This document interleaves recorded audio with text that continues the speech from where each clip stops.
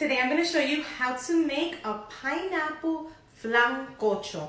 It is so simple, delicious, creamy, and perfect now for the holidays. Come so I can show you pasito a pasito. The first thing we're going to make is the caramel. We're going to need 1 cup of sugar.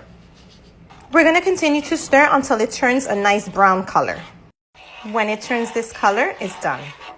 Now we're going to add it to our crate.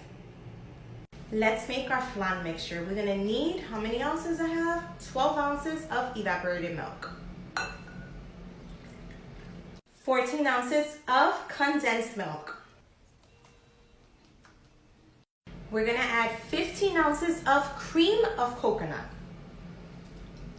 We're going to add 5 eggs and a tablespoon of vanilla.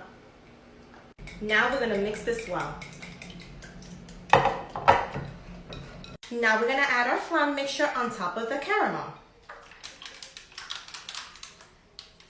Now we're going to make our cake mixture. We're going to need pineapple cake. To our cake mixture, we're going to add a cup of pineapple juice. We're going to add pieces of pineapple into this batter. 1/3 cup of oil and 3 eggs. Now we're going to mix this well. Now we're going to pour our cake mixture on top of the flan very gently.